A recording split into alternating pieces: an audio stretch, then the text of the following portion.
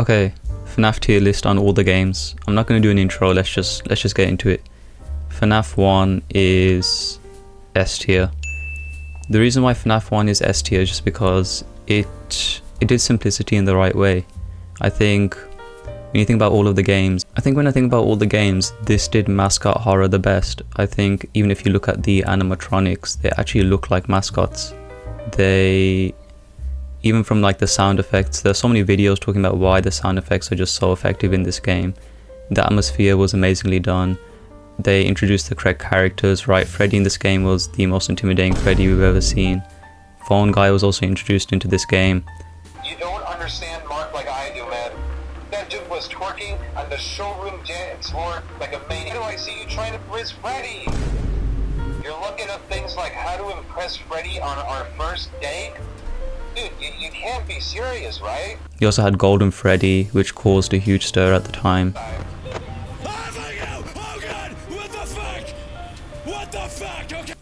And I just think at the time, because this was the first of its kind, you sort of look at this game and it is revolutionary, right? It was simple for the time, and then they slowly added more and more into the following games. But just because this game is simple, that doesn't mean that it's any worse than any of these other games. And I think a lot of people go back to this game all the time for a good reason. This game is replayable but simple. It's simple to perfection. So for that reason, I do think FNAF 1 deserves S tier. That's why he's the GOAT! The GOAT! I think looking back at it retrospectively, maybe you could argue that the gameplay is a bit too simple nowadays, but again, it has been over 10 years, so you can't necessarily coin that as a huge con when this game was released in 2014. Also, all of the animatronics from this game are the versions of the animatronics that everyone recognizes, right? Like when everyone talks about Freddy Fazbear, they're not talking about FNAF 2 Freddy or, you know, anyone else from FNAF 3, FNAF 4. They're talking about FNAF 1. I think it just goes to show how iconic the animatronics were in this game. From the design to the little noises that they would make, to just how they looked, to what they would do, how they would look in the cameras, the jump scares. Everything was done very well in this game, and there's a reason why there was so much hype for FNAF 2 was because of how good FNAF 1 was. Okay, next we have FNAF 2. I'll be honest, FNAF 2 for me is also an S tier. I think I would personally argue it's above FNAF 1, but I do think a lot of the success from FNAF 2 comes from FNAF 1. I think first of all, the big glaring thing is that it has so many more animatronics. I mean, you have the puppet, you have Golden Freddy, he's back, you have 2 versions of Freddy, 2 versions of Bonnie, 2 versions of Chica, you have Balloon Boy, who now is like a poster child for the game.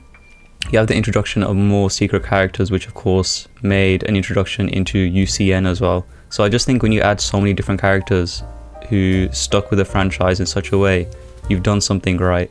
I think a lot of the characters in a lot of the other games, for example, we'll get onto it, but FNAF 3 didn't really stick with the franchise just because they just weren't as good as the characters introduced from FNAF 1, FNAF 2, or any of the other games.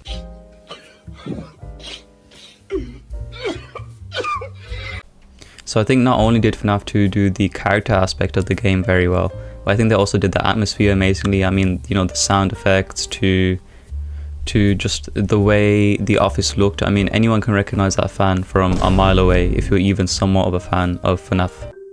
PTSD or whatever, post-traumatic Down syndrome. No, it's not. She ain't got Down syndrome. I'm high. You know, the idea that coming from FNAF 1 that you had no doors was immediately terrifying.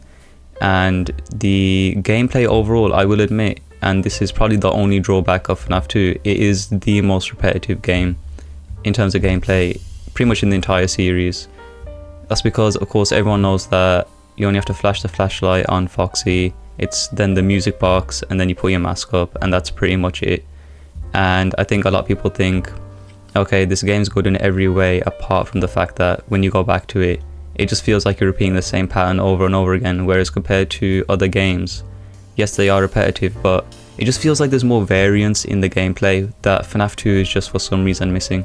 Even then, especially in the first few playthroughs that you'll do, it never really seems that repetitive, and there's still enough variance from Toy Bonnie's timing to the music box to any new animatronics that you see for the first time, to where it's still interesting enough for you to play a few times at least. And I think of course we can't forget that this game had an insane amount of hype. This game's hype was, I'd argue, one of the biggest, if not the biggest, maybe if you're not including FNAF 3. The reason why FNAF 3's hype was so massive was because of FNAF 2, and I don't think you can discredit that. Overall, when you think about how it added to the lore, the fact that MatPat's videos, the fact that Game Theory's biggest videos, the fact that one of the biggest,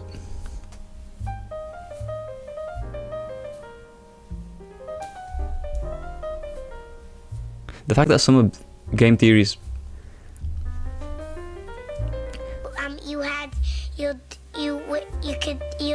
the fact that some of Game Theory's biggest videos are around FNAF 2 and the theories around the time FNAF 2 was released, it just goes to show that this game stirred a lot of mystery around just the franchise and the horror genre in general, and I think it was revolutionary. You saw so many YouTubers just, if I'm being honest, trying to leech views off of this game, whether it was in Gmod or GTA. This was a hot topic of discussion around that time. And I don't blame everyone because this game was huge. You had Markiplier pulling in millions of views, Jacksepticeye playing this game.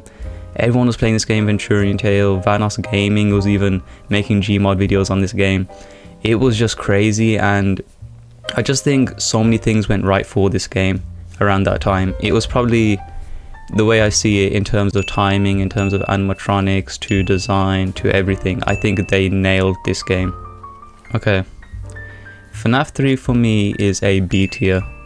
This one changes a lot. Sometimes I think to myself, okay, this is more of like a C tier among FNAF games, of course, because I still do think all FNAF games are really, really good. But then sometimes I think it's an A tier. So I'm gonna put in B tier just for now, because there are a lot of things that FNAF 3 did wrong, but then there are also things that it did right and things it did differently. I think number one, the biggest thing was that, I don't know what it is about FNAF 3, but it just felt as though you had more freedom, right? It was just the way that the game was designed to where it felt a bit more, not free roam, but with FNAF 2 and FNAF 1, it just felt a lot more stationary. So immediately you're kind of like, okay, FNAF 3 there's more of an open space, right? It feels as though you could see the animatronics running into your office or walking past you. But I think the more and more people played this game at the time, I think more people realized that it was kind of just lacking in the gameplay aspect in comparison to FNAF 1 and FNAF 2. The atmosphere was good. It was kind of this greenish, yellowish hue, and I think that was kind of different for the time being, but it kind of became very redundant, especially with the rest of the animatronics excluding Springtrap, because Springtrap's design was actually insane. I think still to this day, probably the best or one of the best designed animatronics ever. I mean, it's literally a rotting thing. Okay, so let me ask you a question. What would you rate yourself on a scale 1 through 10? A 10. You think other people agree with that? I don't care what other people think. Confidence is key, period. Hey, bro, what would you rate this girl on a scale 1 through 10? What the fuck? That look like a fucking lizard, man. She a 0, I ain't gonna lie. Damn, for real, 0? Hell yeah. She look like a damn gremlin, And man. of course, as you find out more about the lore, you realize that that is William Afton, which again just makes the game even more intense because it's like a son-father 1v1.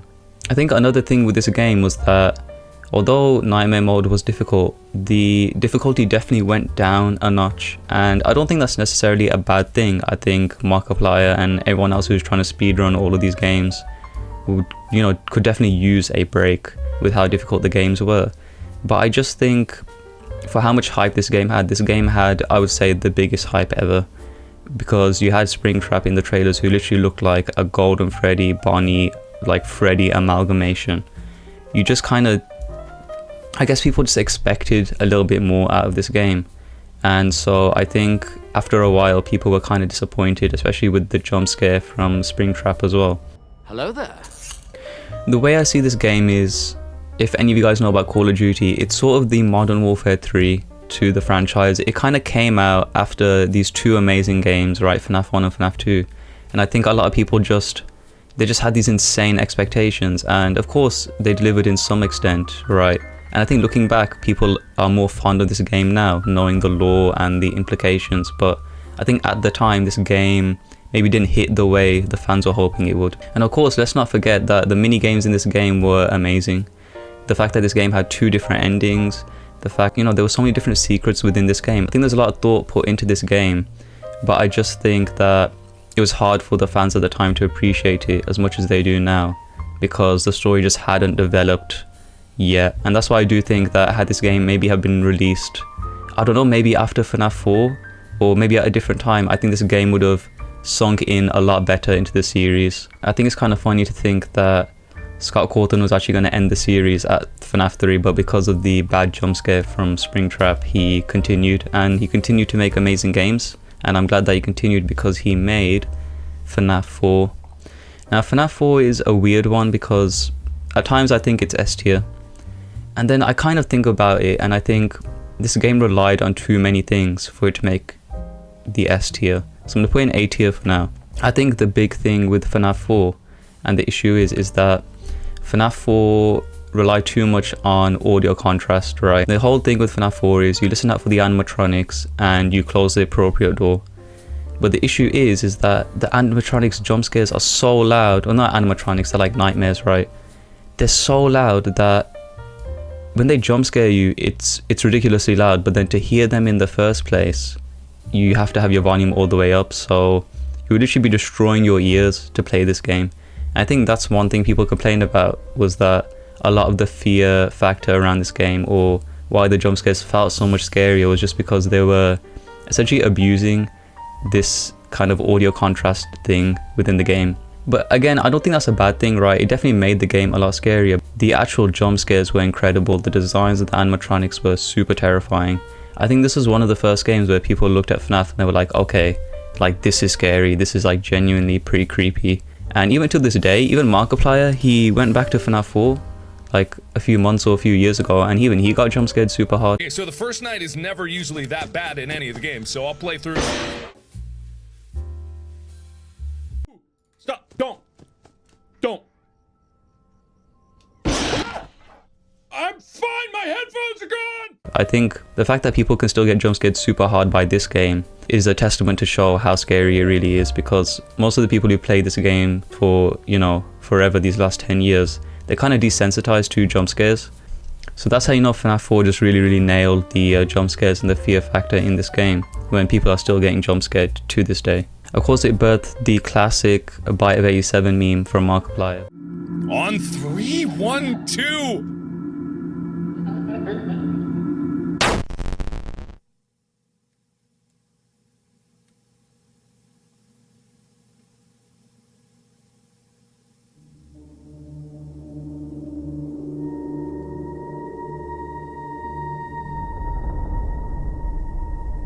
You're so Portuguese. But also just the story in general, I think was a really nice change.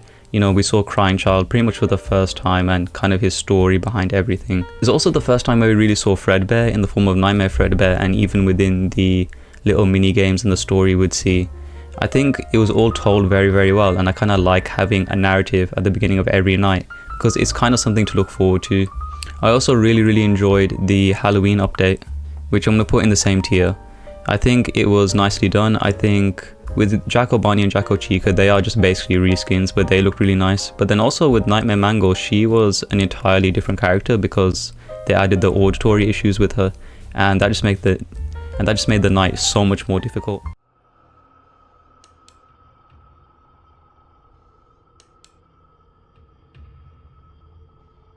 And of course you have Night Marion, who kind of acts the same as Nightmare in a way, but was a very interesting character because you see him again in UCN, and he's sort of the poster boy on the front page of UCN.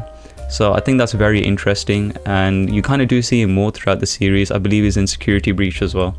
So again, that adds a lot of questions. You had fun with Plush Trap as well, which is a really cool mini game. Again, you see Plush Trap in UCN as a secret character. You have Balloon Boy instead of Plush Trap for the Halloween version, which is really cool. And I think Balloon Boy in a way fits the Nightmare version a lot more. I don't know why, I just think it looks really creepy.